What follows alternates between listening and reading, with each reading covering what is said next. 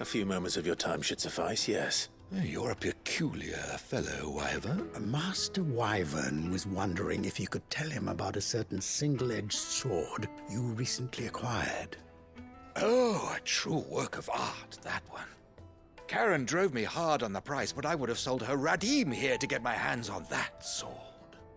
It was made in the Outer Isles, far beyond the Twins, and is used exclusively by the practitioners of a unique school of swordsmanship. They believe no combat should ever exceed a single strike, and hone their blades to such perfection that none ever does. Each sword is made for that one perfect stroke, and for that stroke only. They crack upon a second blow.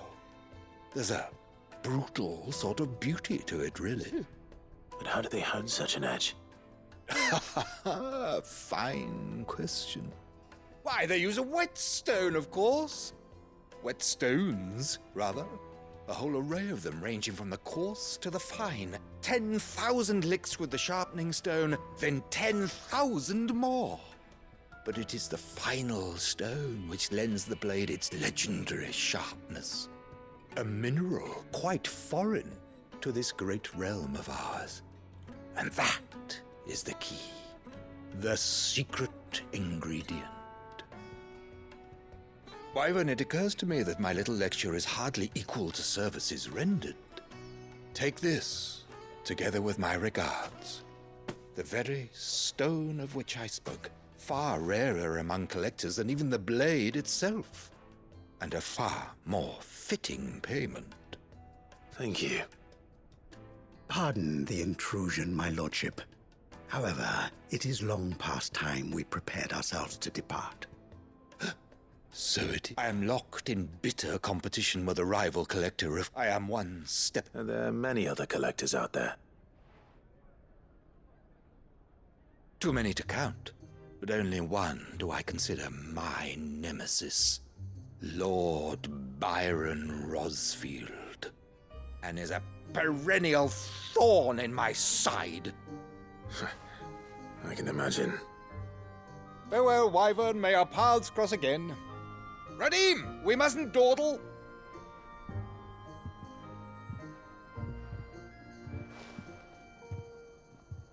I think his lordship is rather taken with you, Master Wyvern.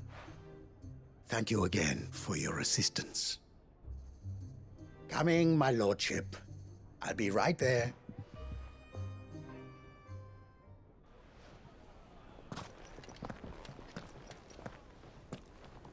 Trust Uncle Byron to find such an interesting rival. Now, let's see what Blackthorn makes of this whetstone, shall we?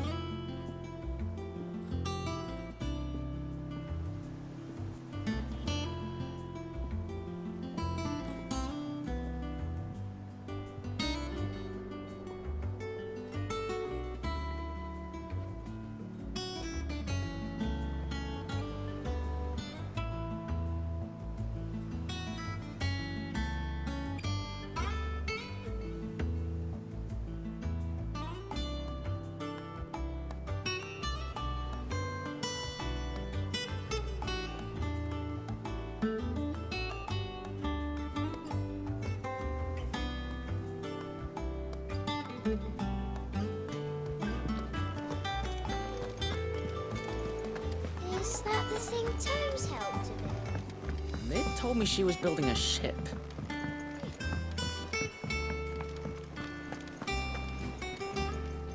Goat. Still alive, I see. So Lady Karen About that. But she was just too stubborn to take it. She threw it right back in my face, in fact, and told me I could stick my stupid stone where the sun don't shine.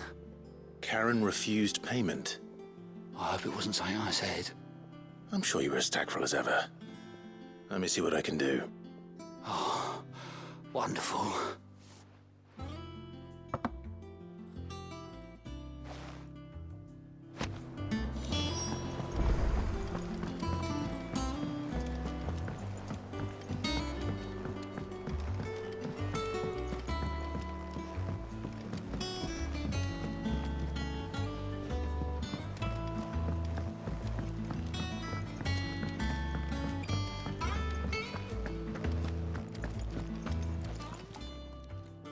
Lady Karen, Goad tells me you weren't happy with our offer. Would you prefer the debt was repaid in coin? What debt? I don't recall lending any of you lot me hard-earned gil. I may have tossed a talent or two in the Hideaway's coffers, but those were donations, and you can hardly call it charity if you go asking for it back. Of course not. But one good turn deserves another. And our circumstances have changed. Surely you wouldn't shun the gratitude of a pauper who happened to have become a prince. Oh, so you're a prince now, are you? Fine. But I'm selling it and taking what I'm owed, then you're getting the rest whether you like it or not.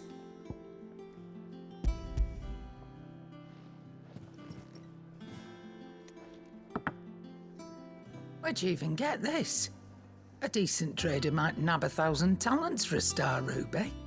A canny one, meanwhile, might claim it were nicked from the belt of Sid the Outlaw himself and ask twice as much.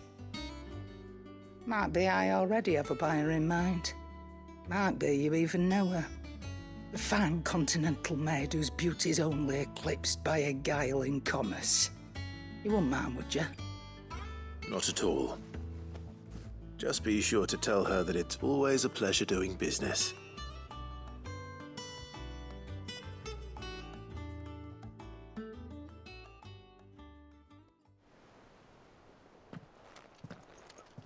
I hear you ended up delivering all 3 stones.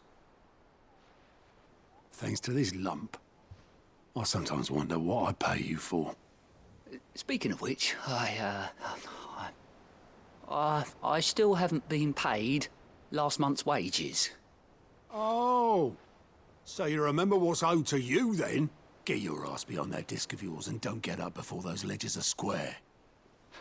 Right away.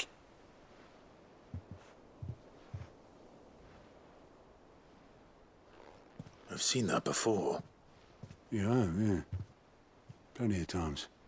It was the only goblet Sid ever used. Either out of habit, or because the filthy sod couldn't be bothered to find a clean one. I knew so little about him. Like most people. Martha and the Dame both seem to have fond memories of him. I bet they do. How long did you know Sid before he... Before he died. 20 summers, give or take. Back in the day, I was a purser on a trade ship, which is where I met him. He bought passage to... I forget where. And having nothing better to do on the long nights, we set up drinking island rum till the morning bell dragged me back to my duties. Quit my post not long after that. On account of making a fine maiden's belly fat. But me and Sid stayed close, promising we'd one day sail the seas again. That was before fate stepped in and said she was having none of it. The magic woke inside my son soon after his first name day, and there was no hiding his knack. Couldn't you and your family have... My family were the ones who summoned the constable, wanted the monster taken away. I couldn't turn my back on him, forget what I felt, and I couldn't for the life of me understand how they could. Luckily, Sid was of the same mind as me. It was him who stood beside me when all I wanted was to tear the whole world down. Him who cried for me when I had no tears left of my own. Him who swore he'd do everything he could to stop it from happening again. And he was true to his word, too. Left the Royal Army once and for all. His ranks, his ribbons, gone. Just like that. Threw away everything he had. All to right a wrong that no one else had the courage to face. I knew then I'd follow that man to the ends of the earth.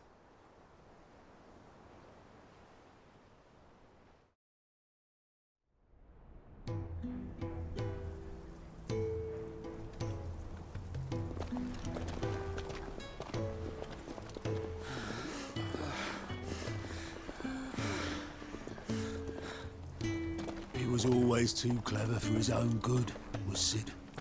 Saw the world for what it really was, while the rest of us were content to go along with the lie we were shown. And it can't have been easy, bearing that burden alone.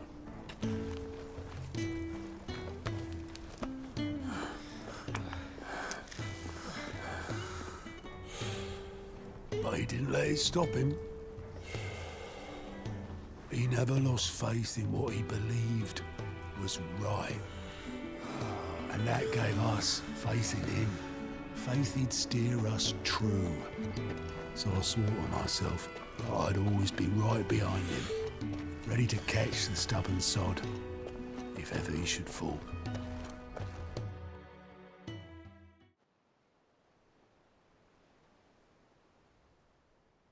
But I couldn't even do that.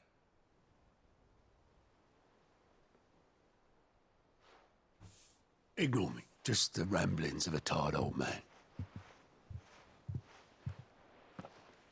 Leave that lot. I'll tidy it up in a bit.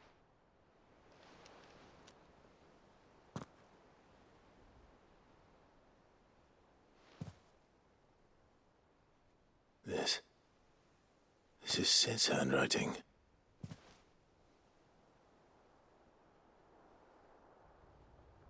Dear Otto. I may be drunk, but I wanted you to know this place would be fucked without you. I love you, you grumpy old sod.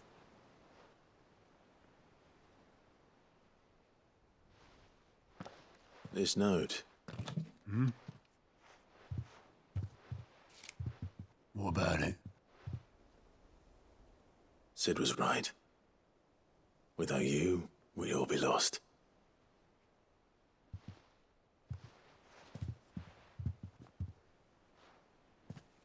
He should have bloody well said so then. Just once. Before he went. But then, why would he? Him, or anyone? I'd only have told him to piss off.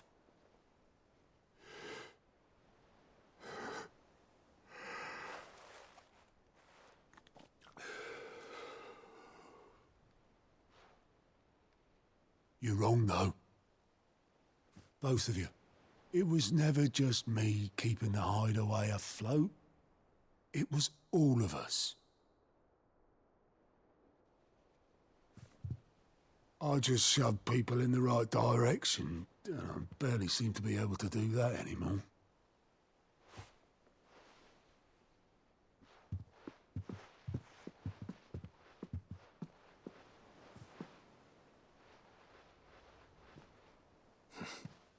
Would you rather go at the helm?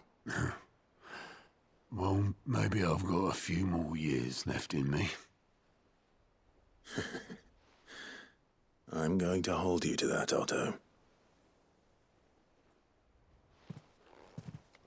Before you go, Sid would have wanted you to have this. But that's...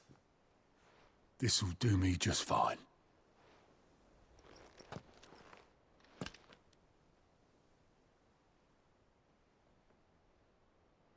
Thanks for the ray of sunshine.